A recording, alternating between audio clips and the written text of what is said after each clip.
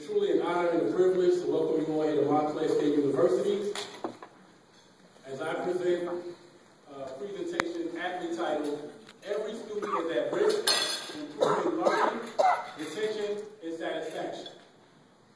We all have different roles here at the CRLA conference, but everything we do, I would argue, is related to student learning, retention, and satisfaction. Before I get into my presentation, I want to thank the CRLA E-Board for inviting me, in particular Cliff Woodward from CSC for suggesting that I present to you today. And I have a lot to cover in this interactive presentation over the next 50 minutes, so we'll get into it.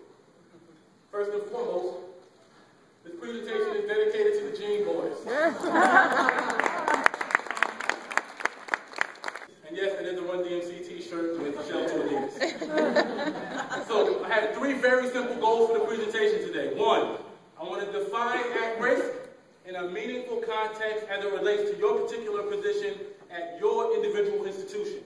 Two, I want to help participants define their role in the overall enrollment equation, the overall enrollment funnel, moving students from prospect to active alumni status. And three, to help you explore the most effective and innovative ways to fully engage all student types. In every presentation, I make sure to share a little bit of my particular journey. So I'm going to share parts of my journey later on. These are some educators who had a major impact on my development. There's at least one person at each table who's wondering why I have a cartoon figure there on the screen, and I'll be explaining that in a little bit later in my presentation. But I had signature moments with these individuals, and I want to make sure that I share those with you as it relates to my overall presentation.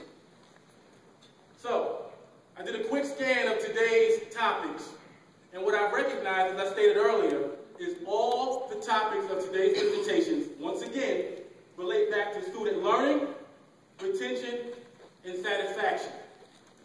When I say learning, I mean lifelong learning. So when we talk about peer mentoring and tutoring, or final exam prep, or ESL, or assessment, it all relates to making sure that our students are lifelong learners, and that we retain them and ultimately graduate them, and they're satisfied with the experience to the point where they become active alums. Every presentation, everything you do in your individual job on a daily basis, once again, relates back to learning, retention, and student satisfaction. So let's define at-risk. The traditional definition of at-risk are students who are below the regular admit profile, if you will. And that's typically measured by grades, their standardized test scores, high school rigor, etc.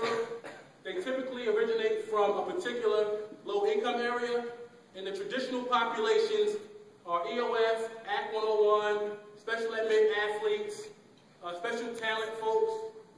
But once again, I believe that at-risk definition needs to be brought into a larger context. Once again, every student is at risk as we work to improve student learning, retention, and satisfaction. So when I say every student, I mean every student type. I've listed a few here. I listed a question mark towards the end because I'm sure I've missed a few. But when we talk about a transfer student who transferred from a 2-year institution to a 4-year institution and has issues adjusting to the academic rigor, that student is at risk. When we talk about a scholarship student, high achieving in high school, but has to maintain a 3.8 to keep that scholarship, that student is at risk. When you talk about that commuter student who's trying to connect on a social level but cannot, they're doing well in classes, but they're not able to connect to the larger community, that commuter student is at risk.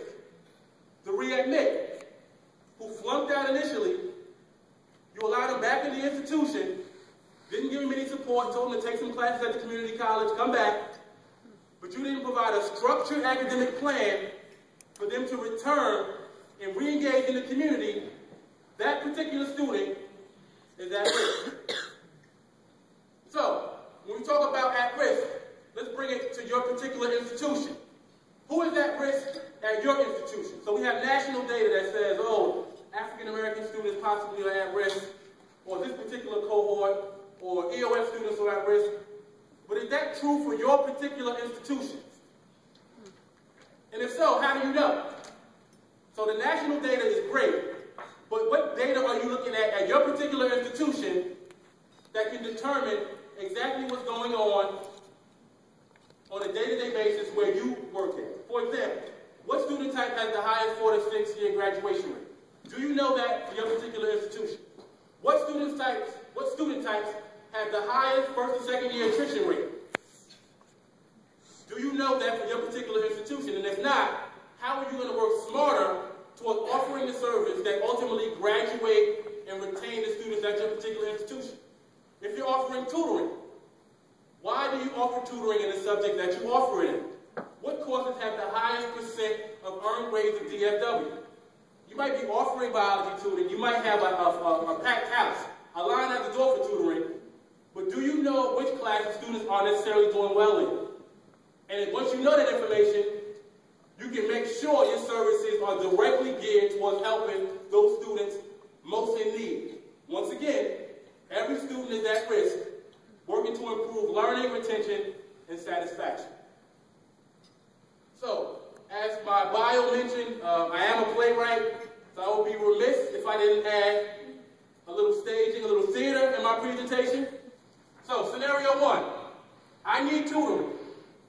Tara, high school valedictorian, is in her first year as a full scholarship student at Word Travel University.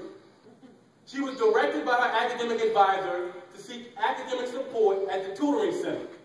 The tutor is seated, and the student walks in for her initial tutoring session.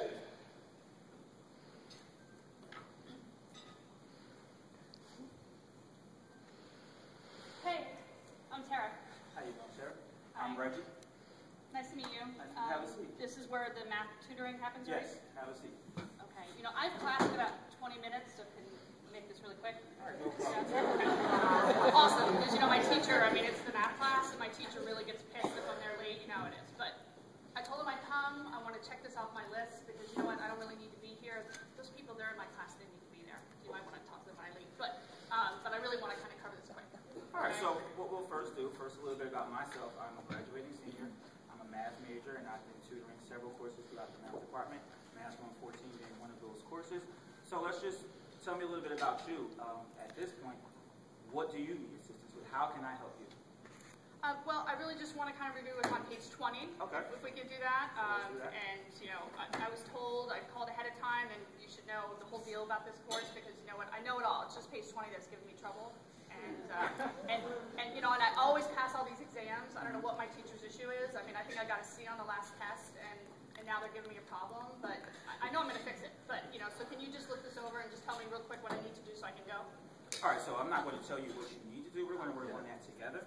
So let us both look at chapter 12. Okay. Let's look through the pages. Let's look through your work. Let's see what you've done. And you tell me what's hurting you or what you're struggling with. Well, I don't have any work to show you because it's in my head. You know, okay. I mean, I got it. So I got it. Yeah, and so, but right here, this is the only thing that kind of for me, you know. And so what was it? What were you having a problem with this particular problem here? I think I just made some silly mistakes. You know, I think I just skipped over one or two steps because you know this comes so easy to me. And sometimes I just skip it. You know, and I kind of go, you know what, I know this already. And then you know, when I talked to the teacher, I said, listen, you know, yeah, I got it, and you know, let me explain it, and they didn't want to hear it. Okay. You know? So what I'm going to have you do is work this problem out. Since you don't have any work with you, we're going to do that right here and right now. So I can see what you're actually having issues with. Would you have a pen and paper? Because I didn't know I need to actually prepare. Yeah. And for future sessions, it would be great if you brought your notebook, if you brought your notes, if you brought your textbook and everything with you, so that way we can be fully engaged in this process. I don't plan to be back, but okay. So that means A on the next test, right? Absolutely. Always. All right, freeze. Just really quickly, any concerns about what you just saw here? Anybody, please, just stand. Any concerns? Please stand, tell us who you are, and what concerns you about this interaction? I just have a comment. Okay. I appreciate the authenticity of that. But explain, what do you mean by authenticity? What was going on here? It's so real. It happens all the time. I'm a tutor, and everybody's in a rush, but they got it. They got it. So it wasn't exaggerated at all? No. Okay, great. Any other comments about what you just saw here? Yes, your name? We get this often too. The students, I know everything, and they're talking, but they're not really listening. Okay. Anybody else? What did you see happen here? Yes, your name? Yes, you. My name's Jennifer. Issue, the student's not prepared. The student doesn't think that she needs help. But she's just completely and totally unprepared. She doesn't have specific questions. Nothing's going right. Okay. Now what about you? Yes. The student, Beth is my name, the student doesn't understand what tutoring is. They have one conception of what it is or perception of what it is, and they're coming there, okay, to say I went, to tell the teacher they went, but they don't understand what tutoring really is. Okay, great, thank you. A few more comments, yes. I'm just so, adding on to that, I think it's great that he was actually able to lead her. Since you don't have anything done here, then let's do it right here, right now. And the tutor told her, okay, next time you come, kind of like luring her in to come next time, come prepared with your notebook, with your book, with, questions in particular that you have. So I think that was great. Yes, thank you.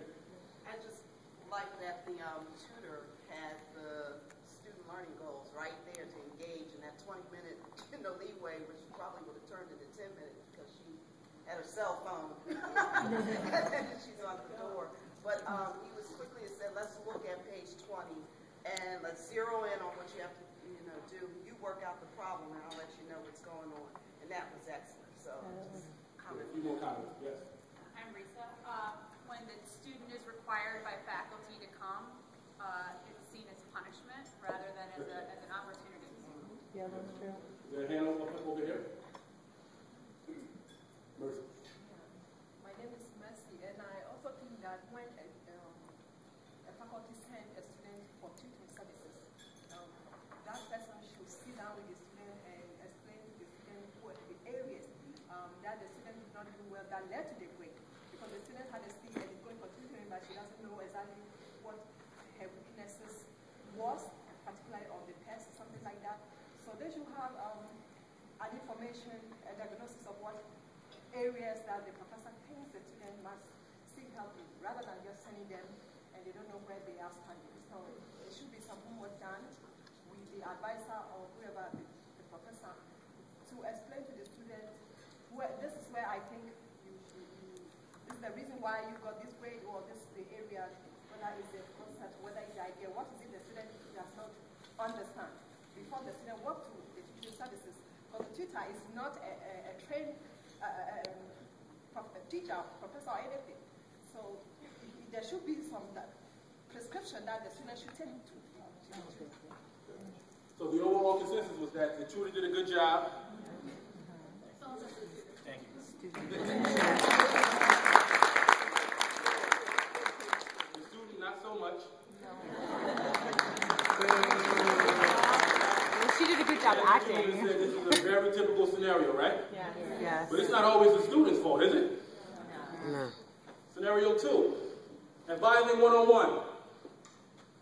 It's midterm time, and a first-generation college junior with a 3.1 GPA has arrived to meet with her academic advisor and needs to know where to seek academic support for her stats course. The advisor is seated in his office on his cell phone as the student walks in seeking advisement.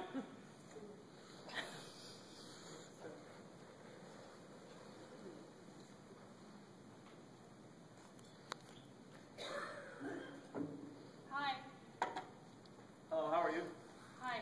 I think we have an appointment. Are you? Oh yeah, we do have an appointment. I'm sorry, I lost track of time. You can come in and have a seat. I'm just going to finish up this text message real quick, and I'll be right back. Do you need me to come? Yeah, have a seat. I'll have a seat. Okay. We only have a half hour, right? So Yeah, are you going to be? just 1 second. Okay.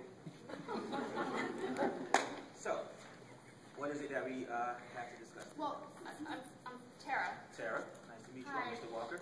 Mr. Walker, it's nice to meet you. I'm sorry, I'm a little nervous. I don't usually come in for tutoring, but I really need it. I've been failing my stats class, Okay. and it's getting me really frustrated. I need to make certain grades, you guys are a great place to come and try to get some support. So bear with me. Sarah, let me get your ID number real quick so I can look you up in the system. Okay, it's 115-182491.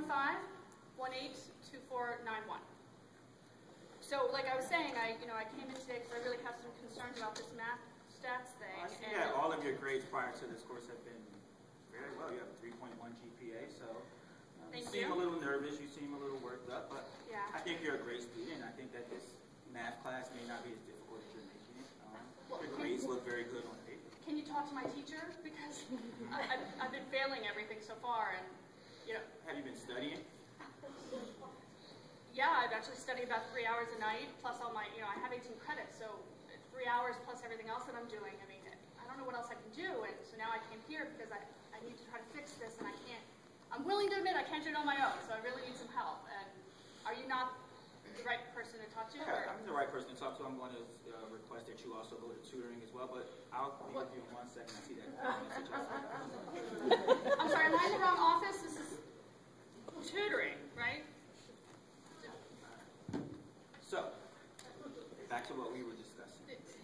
We weren't discussing anything. I really need help with stats, so I think can I have your supervisor's name? Because I'm really getting nervous, and I really need to prep for this next test. Who do you report to? Report to Dr. Jean. If you want his information, I could definitely give that to you. Yeah. Okay. Here's his card. Okay. All right. Do you actually have it? Okay. Thank you.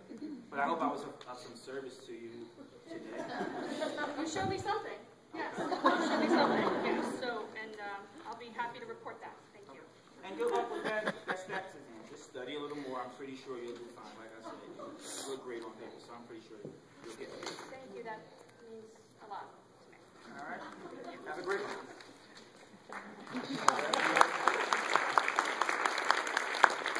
Before all you guys for the second Zoom in here, was that realistic as well or not? Yeah. It's the student's fault, right? It's never our fault, correct? I can't speak on behalf of the advisors. I'm a tutor. So.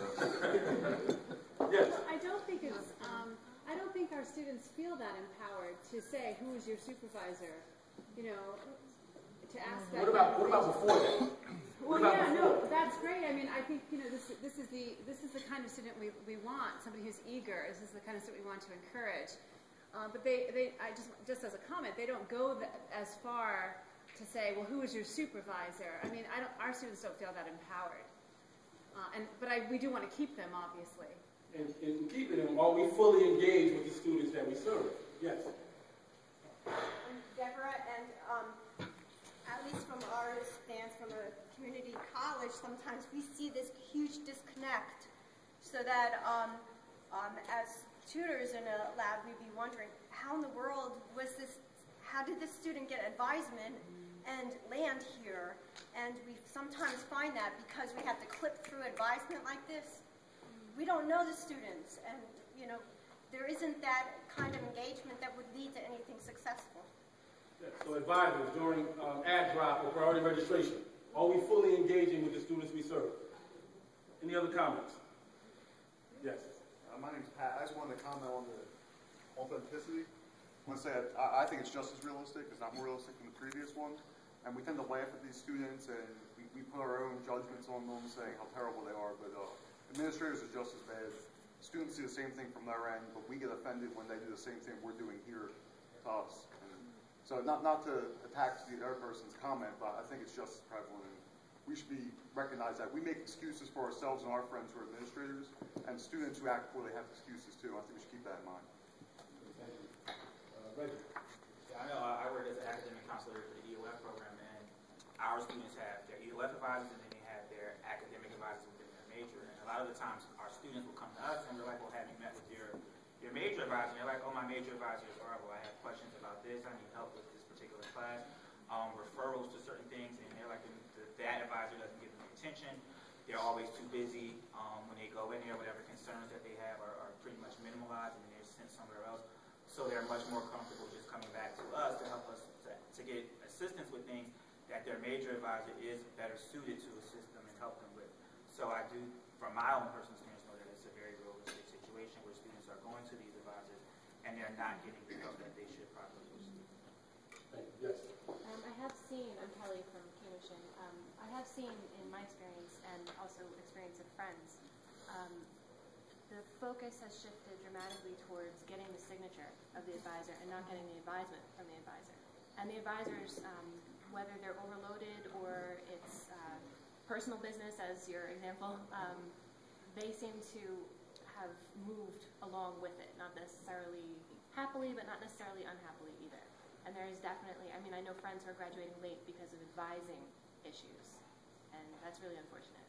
Okay, so the message here is that it's not always the student's fault, and we're not necessarily always engaged with our students as it relates to our overarching goals of learning, retention, and satisfaction. Tara Zerlo, Director of Academic Success and Retention Programs, please give it up for her.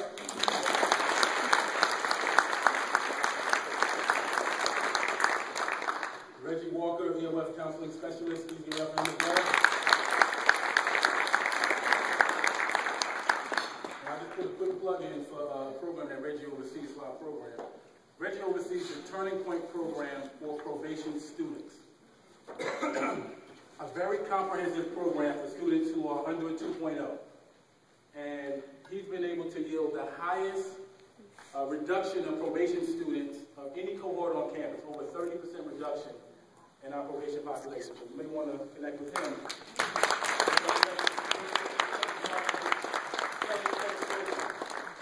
All right, so we talked about the responsibility of the student as well as you as the professional or paraprofessional.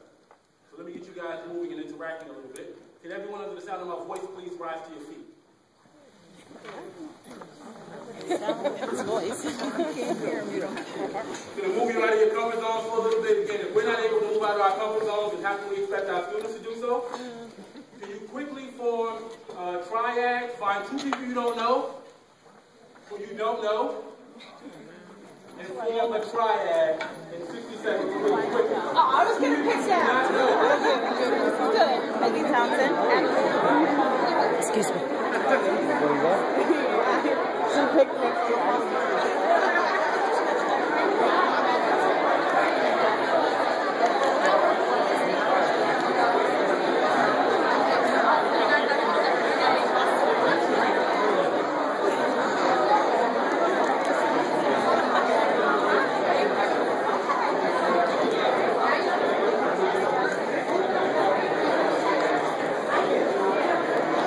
All right, folks, is everybody in place?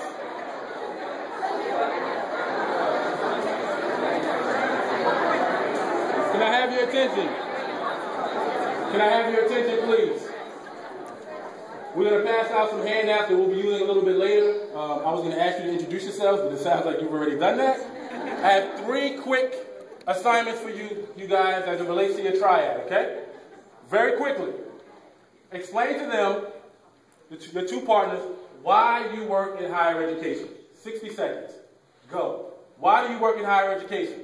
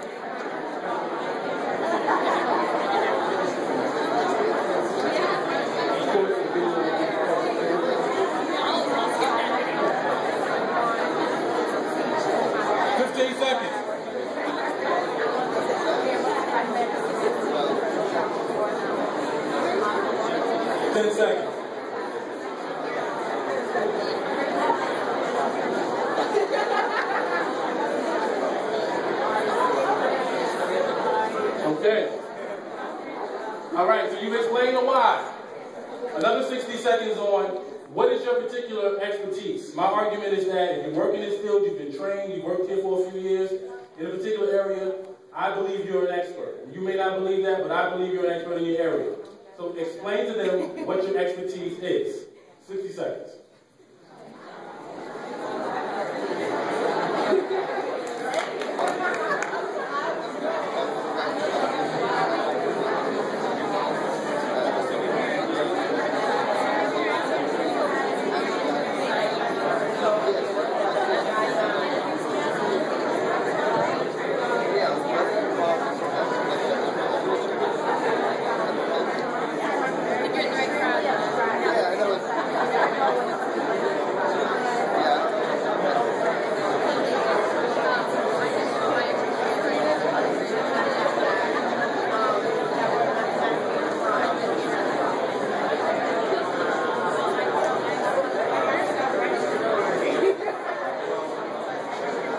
10 seconds.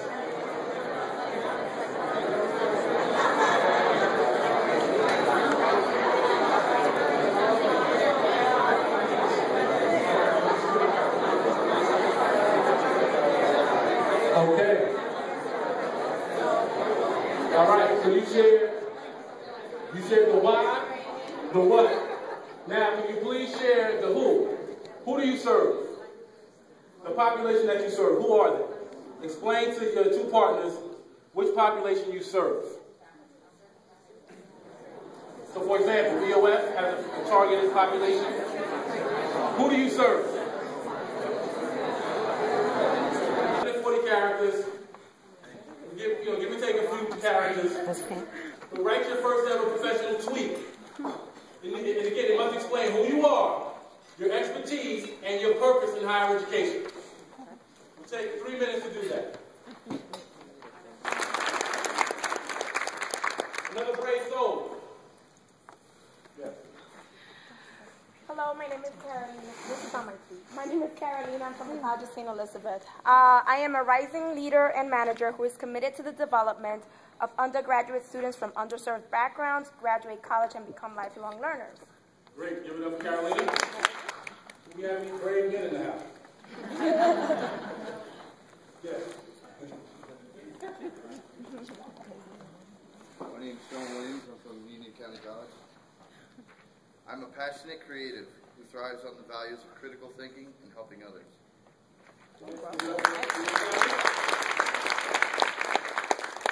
All right, so let's talk about this enrollment equation that I mentioned earlier, moving students from prospect to active alumni status. So, somebody mentioned earlier that the student that was here didn't necessarily or was never introduced to tutoring until it became punitive, correct? So, when we look at the enrollment equation, you need to analyze exactly how the students are introduced to your programs and services. For example, in recruitment, are you the ones recruiting your students? Or are you sending blurbs to an admissions counselor who has to interpret your services? Very important to know. What are students being told? Are you one small table at an open house? Are you one blurb in an admissions packet? What are they telling students about tutoring services? How are they re-educating students? We all know it's a disconnect between high school and college, correct? So how are we introducing our incoming students to the thought of tutoring? So for example, if we have a scholarship student that needs to maintain a 3.8 GPA, we might want to include tutoring as part of that introduction. So when students are not aware of your services or have a skewed view of your services, the onus is on you to make sure you're educating your students regarding your services from the onset. Orientation. I would argue that orientation is a two-way street, right? So we run orientation to introduce our students to our programs and services, but what are you doing to learn more about the students that you're enrolling? Because if not, you probably have the same services, same service offerings, same marketing that you had 10 years ago. But the population has changed. Right? They take in information differently. They think differently. They communicate differently. Right? So what are you doing as it relates to the orientation to learn more about those students who you are enrolling? Again, orientation is a two-way street. First year experience. Is tutoring just introduced in a one-credit first-year seminar course, along with everything else? Again, take control of how your services are being shared with your incoming students so they can be more apt to fully understand exactly how your services relate to their overall growth, development, and ultimate graduation. Some schools have a sophomore year experience. Even if your school doesn't, you should have targeted programs for sophomore students. At Montclair State University, our highest attrition rate is second year to third year. And that's national. It may be the same at your institution. So what are you offering students during their second year? When we talk about junior year, I have career programs. It's actually supposed to start from the onset. But are you preparing juniors and seniors for their particular careers? It's very important that you understand this overall enrollment equation and not just get lost linear kind of perspective as it relates to your program and service. And then active alum. Are you creating a network with your alums who could possibly help your program in some form or fashion moving forward? Again, the ultimate goal is active alumni status. You want students to be happy with their service or their experience so much that they want to give back to the institution in a variety of ways. Never lose sight of that overall equation. So, you guys have a handout that has a SMART goal listed on the bottom. We're about halfway done with our presentation. You had a chance to sit in on some workshops this morning. What are the takeaways? What can you possibly do differently to improve your overall operation and yield better results? Take a moment to write down at least one goal. You don't need to write it all out. But again, a lot of times we go to these conferences, and if you go into the person's office, you'll see a bunch of bags and packets from the conferences that you never look at when you leave.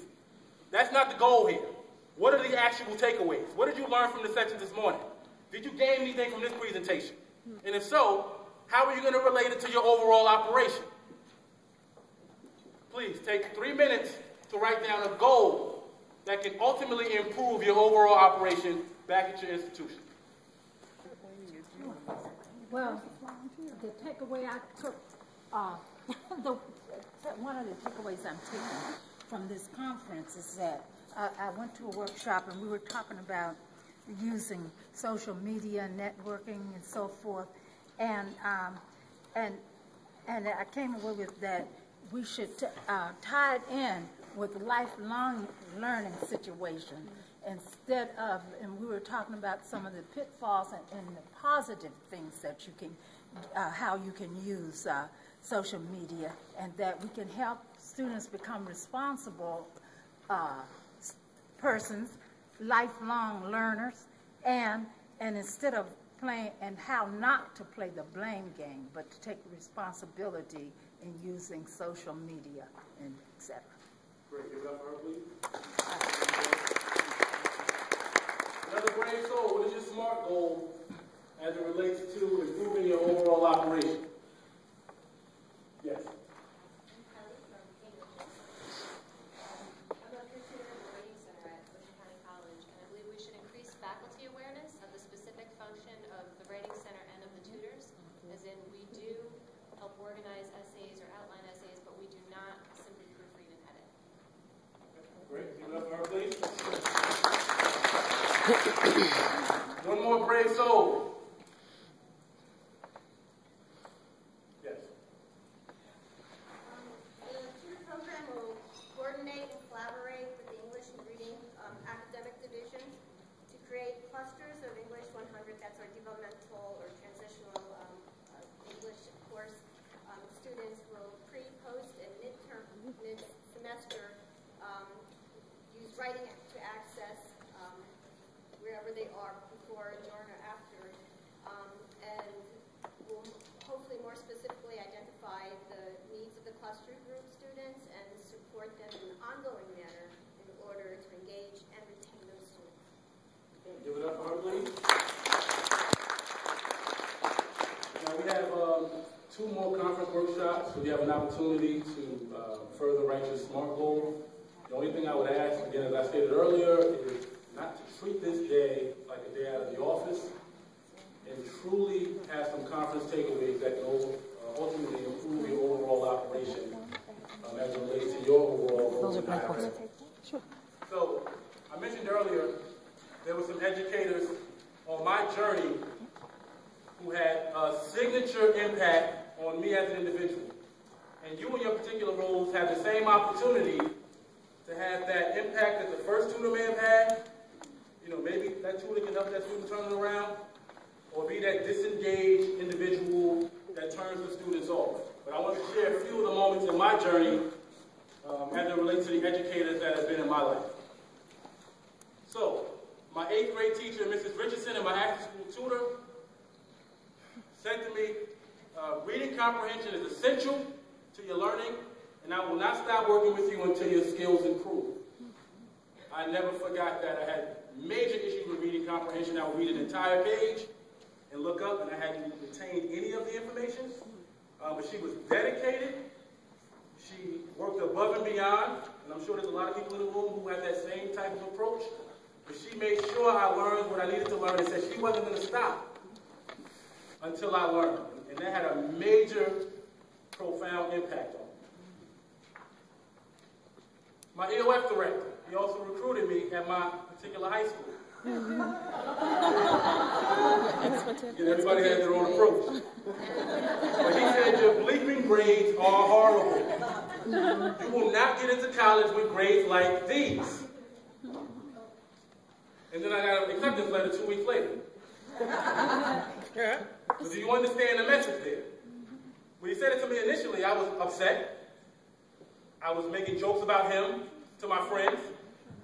But he accepted me. But he set a tone very early on that I needed to achieve and do better if I was going to be a member of his EOF program. And it had a huge and profound impact. My mentor and supervisor from my undergraduate experience. Very simple comment. Have you ever thought of applying to grad school? You would do great. Here, you should complete this scholarship form. I completed it and it financed both of my graduate degrees. Very simple gesture. She said, I know you can do it. I didn't know anybody personally who had pursued graduate work. I was a first-generation college student. Didn't know anybody who pursued advanced degrees.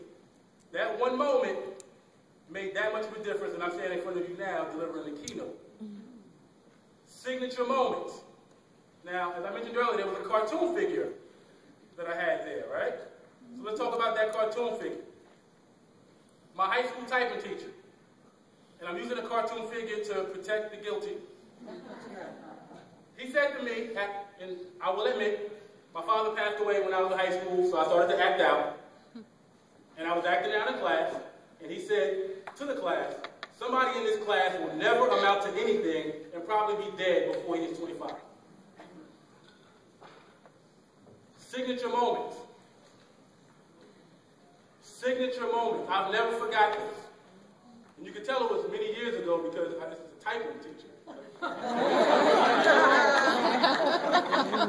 So you can do the math of how old I might be.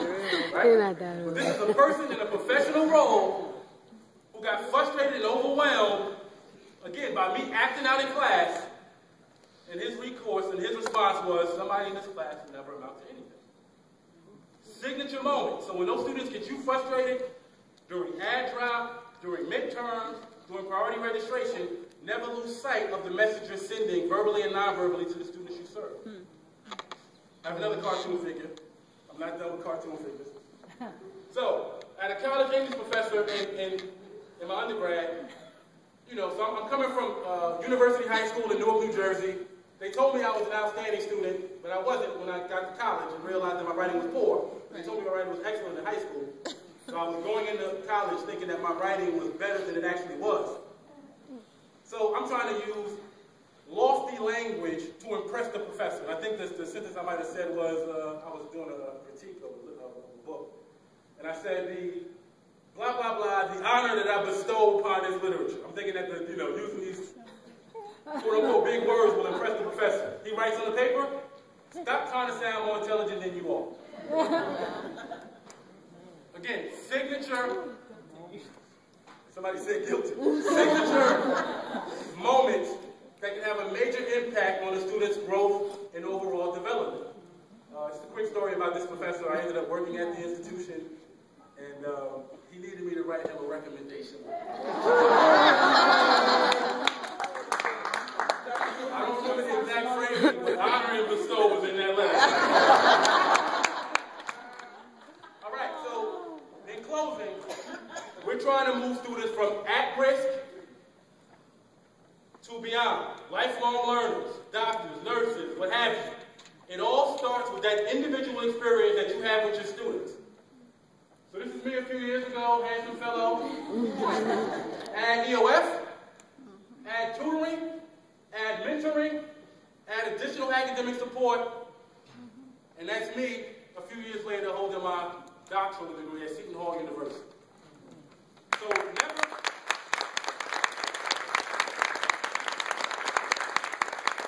and the only reason I share this is to make certain that you guys are all of these arrows.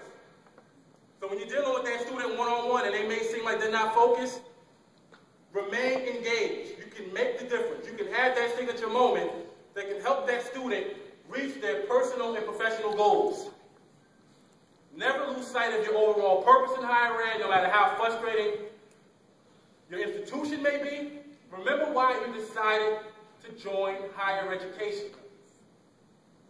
We talked about this kind of larger enrollment equation, but nothing's more important than that individual interaction that you have with your students. So never lose sight of that as you move at-risk students to reaching all of their personal and professional goals, and ultimately improving learning, retention, and satisfaction. Thank you.